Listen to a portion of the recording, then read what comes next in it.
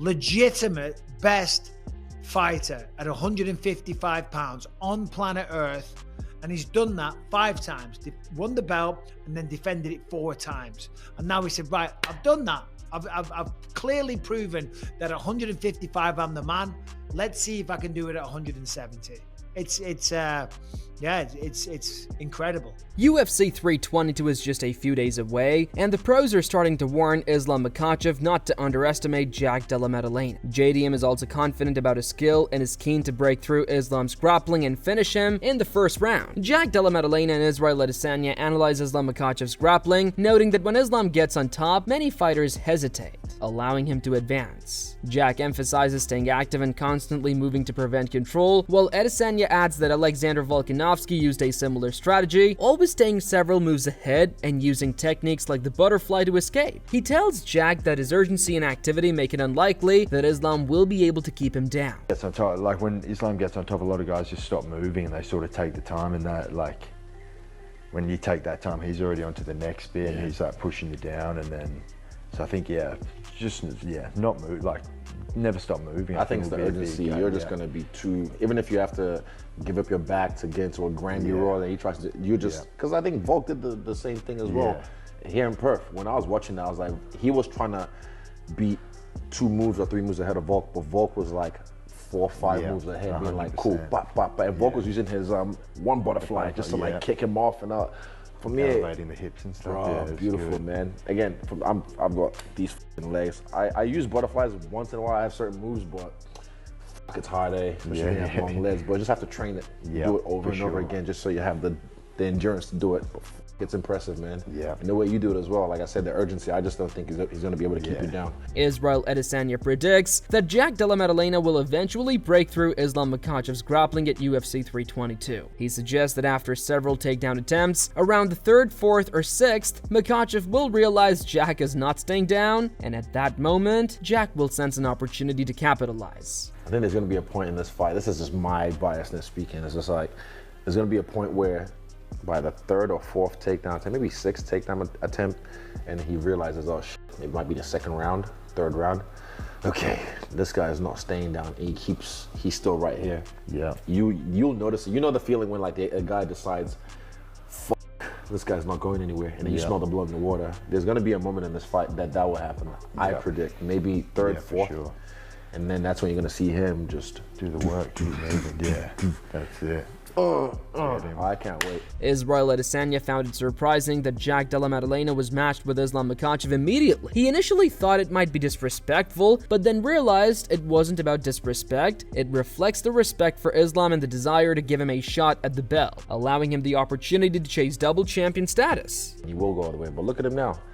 I think you're gonna be, you're gonna do some great things in this division. It needs it though, that's the thing. Yeah. Even for me, the fact that they give you Islam straight away, I was thinking, is that disrespectful? But I said, nah, I won't say it's disrespectful. They just respect Islam and they want to give him a shot for the belt so he can be, like Alex did, go double champ status. But I'm like, Jack Della Maddalena also confirms that he's always been a welterweight. He notes that aside from one middleweight fight, he has consistently competed at 170 pounds. He adds that his weight cuts are manageable but not enough to safely drop to lightweight. Jack also mentions that he walks around at 191 pounds, which he considers fairly heavy for him. Have you always been welterweight, or were you I had one fight, nah, it was always welterweight. I had one fight at middleweight, but pretty much always welterweight. Yeah. Do you feel like your body is still growing, or you'll stay around in this weight class for? My weight cuts are pretty easy, pretty easy, but not easy enough to drop down to lightweight. Yeah. What do you walk around like normally? What do you walk around at? Probably like 87 kilos. That'd be like heavy. That's light, That's like heavy for me. Like 87's like after a meal. Pretty much just eating whatever. So if you're in camp, then it's like maybe 85-ish. 85. Oh, that's a light cut for him. It's easy. Going up to 77. It's pretty easy. Jack Della Maddalena wants to beat Islam Makhachev for Alexander Volkanovski and for Australia. He explains that watching Volkanovski's first fight inspired him and gave him confidence, and he aspires to reach the same level as the champion. JDM said he's motivated to achieve the win, not just for himself, but also for his fellow Australians. Is there any part of you that's like the whole Volk Islam thing, like he's an idol of yours and you love watching, it's like, geez, I'd just love to get that back. Are Australia involved? Yeah, for sure. just watching what Volk did to him, that first fight, definitely gives me confidence. You know, I aspire to be someone like a champion like Volk, and yeah, I'm definitely want to get it back for him.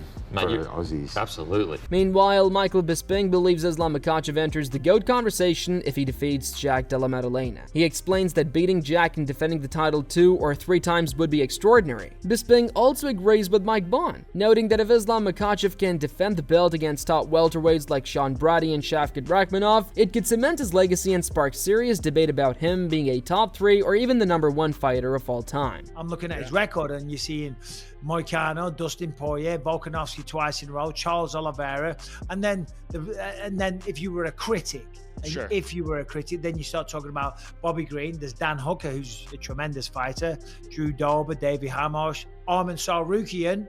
You know what I'm saying? So that hasn't aged bad. So yeah. I mean, listen, if he gets the job done, I think without question, he deserves to be in that conversation. Yeah, and dude, let alone if he can defend that belt a couple times against a Sean Brady, against a Shavkat, against any of these super high-level welterweights, like I think that would kind of push his legacy over the edge, and I think we're having conversations about him being top 3 or #1 if he defends. Without a shadow of a doubt. If he can beat Jack, and again, it's a big if. I'm not sure what the odds are on that fight, but if he can beat Jack and go on a run and defend it 2 or 3 times. It's insane. However, Michael Chandler gives Jack Della Maddalena a slight edge over Islam Makhachev. He notes that JDM is a tough, straightforward fighter who excels with the basics, striking brilliantly and violently while using his reach effectively. Chandler acknowledges Islam's experience and toughness, saying Makhachev has likely sparred with bigger, stronger opponents his whole career, so size and strength won't be an issue. The real question, he says, is whether Jack's striking and takedown defense can withstand the relentless wrestling that Islam will bring. The edge in that one. How do you think Islam does next weekend? JDM is a tough. He's not much of a puzzle, man. He's pretty basic, but he is brilliant and violent and devastating with the basics, man. A little bit of range, a little bit of reach on Islam, and I won't even sit there and say, because Islam's a different breed, man. I wouldn't sit there and say, oh, he's a 155er, so he's not used to going with 170 pounders. I would not be surprised if Islam, his entire career, has been sparring with 55, 70, 185, and 205ers, because the dude's kind of a nut. So I think I don't think strength or size is going to be the problem. It's really going to be the dichotomy between JDM's great striking abilities and is his takedown defense enough to stop the onslaught of wrestling that Islam's going to bring. JDM believes that in a striking battle, Poirier hits hard, but not harder than JDM. He expects Islam to be tagged a few times and anticipates that Makhachev might resort to wrestling sooner rather than later, and JDM gives himself a slight edge in the matchup. I do think, even the stand-up battle against Poirier does hit hard, because I've witnessed that and felt it firsthand, but there's no way he hits as hard as JDM. So I think it'll be interesting, man. I think Islam's going to get tagged up a couple times, and we're going to see if he goes to that wrestling pretty quick. But I think JDM's a monster, man. I think I give JDM the slight favor, or the slight nod in that one. But I would not be surprised if Islam is holding the belt, and then now you got a whole nother conundrum where you got Ilya, him wanting the super fight and all that stuff. So we'll see what happens, man. Crazy sport. Moreover, Dan Hooker praises Islam Makhachev's fight IQ, but predicts Jack Della Maddalena will win at welterweight. He explains that being bigger and stronger helps if you can make your opponent carry your weight, and Jack's size and frame could give him an advantage as the fight goes longer. Hooker adds that Islam is extremely smart, hard to hit on the feet, and very conservative on the ground, making him tough to damage. Despite that, he believes no one at welterweight is better than Jack and sees him coming out on top. I think Jack, just because of the size advantage, like the later it goes, like that's the thing. Being the bigger, stronger guy, it's effective if you can make the other fighter carry your weight.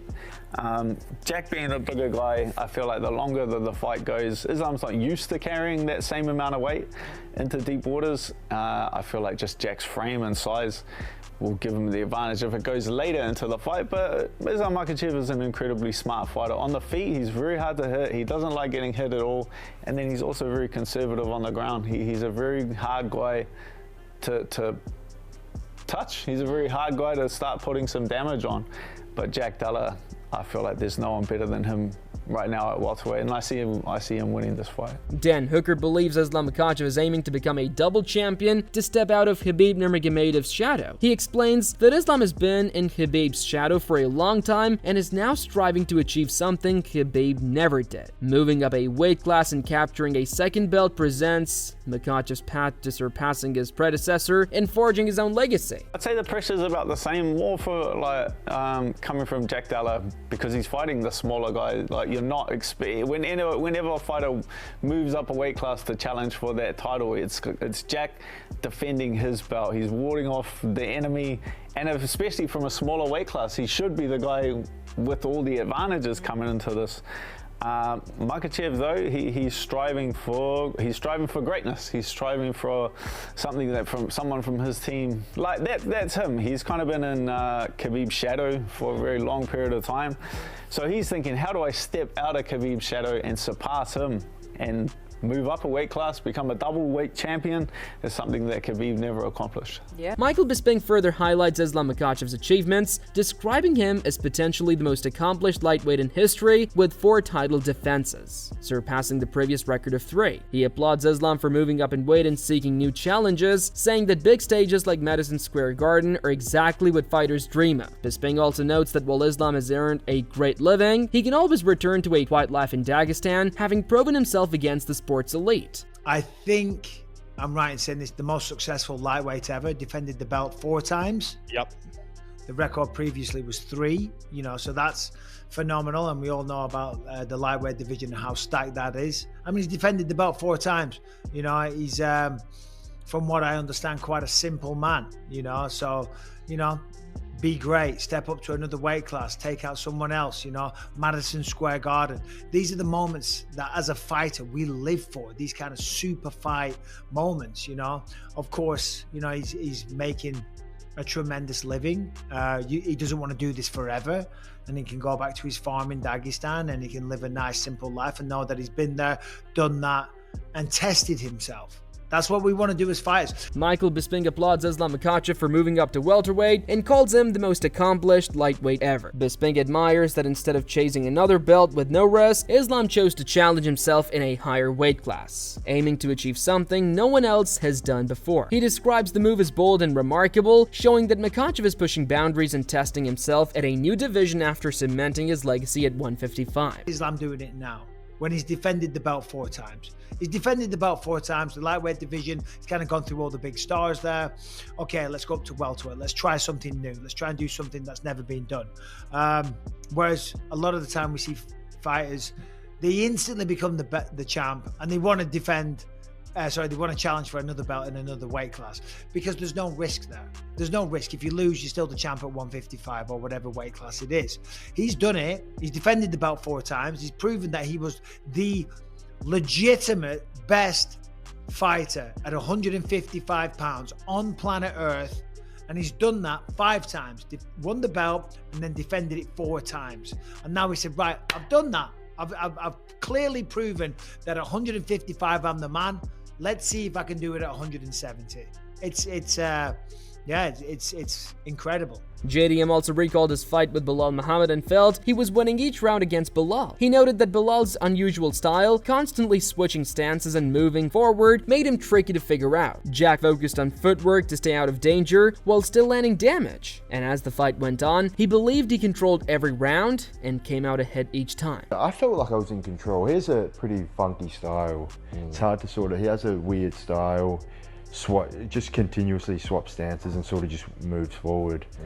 So going into that fight, a lot of it was like footwork would probably be a big factor. Just trying to stay away from him, but still be able to get the damage. But I feel like as the rounds progressed, I thought I was in control. That's how I thought. Like each round, I thought I had a good round. So I thought I was up every round, to be honest. Then looking back on it, it was probably a bit closer than maybe what I thought, but I was never in danger. never like, yeah. That's what you're feeling. That's the thing. That's You're what the I one feel. in the fight as Yeah. well. Bilal Muhammad also analyzes the Islam Makhachev versus Jack Della Maddalena fight, highlighting that Jack cannot make mistakes on the ground. He notes that if the fight hits the mat, Islam's top control and composure will create serious problems, and Bilal emphasizes that Makhachev is highly calculated and punishes any openings, while Jack still occasionally exposes his back or neck, mistakes that Islam would quickly exploit. Islam versus Jack, for me, breaking down this fight stylistically, obviously trained with Islam, fought Jack. It's going to come down to if it hits the ground. If it hits the ground for Islam, I think his top game is going to be really good. He's very smart, very controlled, doesn't let you off the hook when you make a mistake. Jack makes mistakes on the ground. He uses it to scramble. He has good scrambling ability. He has moments where he's like lapses safety, right? He'll give up his back, he'll give up his neck, he'll give up an arm triangle. And you can't do that with Islam. Islam's going to see that and he's going to exploit it. I think if Islam comes out wrestling right away and forcing that takedown right away, making that work, it's going to be a long night for Jack. Bilal Muhammad acknowledges Jack Della Maddalena's determination, calling him a fighter who never gives up. He warns, however, that Jack must dominate the center of the octagon and avoid letting his back touch the fence, as that is where Islam Makhachev thrives. Using the Dustin Poirier fight as an example, Bilal notes how Islam drives opponents to the cage before securing takedowns and predicts that Makhachev's relentless offense will eventually overpower Jack's takedown defense. Seeing him, being in there with him, he's very smart. He's good on the feet. He has good hands. He doesn't give up on himself. He always pushes through. So Jack's not going to be like a quitter, but he has to take the center. He has to be in the middle. He has to force the action and try not to get his back to the fence, because we've seen in the Poirier fight, Islam really wants to get you to the fence. Poirier did a good job of keeping the center, and he defended a couple takedowns. But honestly, I just think that Islam's takedown offense is going to be more than Jack's takedown defense, and then when it goes to the ground, it's going to be a bad night. But if Jack can avoid some of those spots, there'll be moments for him. If he can make it to the 4th, 5th round, we'll see how Islam. However, Jack Della Maddalena is confident that he can catch Islam Makhachev off guard in grappling exchanges. He believes Islam expects to secure takedowns and submissions easily, but Jack insists he has the techniques to disrupt that strategy. He adds that his grappling style could force Makhachev to adjust significantly during the fight. What's something that you think he's probably not going to be prepared for in you, where he's kind of underestimating you? I think maybe the grappler. Maybe I think his best. He probably in his best mind would be thinking, take me down, hold me down, submit me. So I think I think the grappling, I'll be able to surprise him. Yep. Just a strength in the grappling as well. Yeah, I believe so. The right techniques for his sort of A game, I think, will throw him off a bit. And meanwhile, Jack Della Maddalena acknowledges that he's following the path of Australian champions Alexander Volkanovski and Robert Whittaker. He describes Volkanovski as an idol whose title reign has been a major source of inspiration, while noting that Whittaker also cleared a path with his own success. Jack says he's now motivated to carry on that legacy in his own career. I guess, do you remember the first time you met Volk? Yeah, it must have been around when he fought Islam the first time. Yeah, I'm sure, in Perth. Actually, no, he commentated a fight. I fought a guy named Kevin Jousset on the local scene in Melbourne, and he commentated a fight of mine. And that was the first time I'd met him. Yeah. And that was surreal. I think that was just before he won the world title. Oh, yeah. So yeah, that was the first time I met him, and he was obviously an idol of mine then, and then he went on to do what he did. Him win the world title, and then go on to like reign as a defending one of the great champions ever. Definitely inspiring. It definitely made me believe that I could do it way more. Yeah. Just seeing another Aussie clear the path. Yeah. Obviously Rob did it, and then Volk even cleared an even bigger path. So yeah, I'm just following their footsteps. Bilal Muhammad compares the styles of Alexander Volkanovski and Jack Della Maddalena against Islam Makhachev, noting that Volkanovski's shorter frame made him tougher to control in the ground. He explains that Jack's longer torso might allow Islam more chances to secure top control, and Bilal also highlights that while Volkanovski is faster and more explosive with combinations, Jack favors longer, smoother striking sequences. We've seen him in longer fights, obviously fighting for Volkanovski, who probably did the best with him on the ground, but Volkanovski is a little ball of muscle, right? He's short. It's harder to control shorter guys. Jack is longer, so he's gonna have a longer torso for Islam to control, a longer torso for him to get on top of. Volkanovski made those spots harder because he's You know, he's very short. He's very hard to read. Even with the striking, he's like a little bit more faster with his combinations. Jack does longer combinations, but I think Volkanovski is more explosive. And like I said, it's always harder to fight shorter guys. And fighting in Australia was a very hard spot, I think, for Islam. On the other hand, Chael Sonnen and Daniel Cormier see Islam Makhachev's move to welterweight as a key moment in building his own legacy apart from Khabib Nurmagomedov. They note that even if Islam never acknowledges it, the move gives him a chance to accomplish what Khabib never did. Sonnen adds that years from now, Islam's grandchildren will recognize this as the moment he forged his own path. I'd love to hear it for him. He earned this the hard way. He cleaned out a division, maybe the hardest division in the sport. He's moved to another division. This is what it's all about. And not to mention, it's something he will never discuss. But if you don't always want to be the heir apparent to King Khabib's throne, you gotta do something that Khabib didn't do. And this is his opportunity. And I know inside that's not his motivation. He is not trying to show up Khabib. But I am just suggesting at some point his grandkids are going to look back on his career and they will now have something they can turn to that is different than Uncle Khabib. Yeah, he said that the other day. Somebody asked him, like, well, if it doesn't matter for you, he goes, what a stupid question. He goes, Khabib's my brother. He goes, I don't want to do anything better than him. He goes, we do this together, but this is for my legacy. And right now, Islam's on the verge of legacy. That's a wrap for today's video. What are your thoughts on this matchup? Share your predictions in the comments below, and if you enjoyed the video, make sure to like and subscribe to our channel.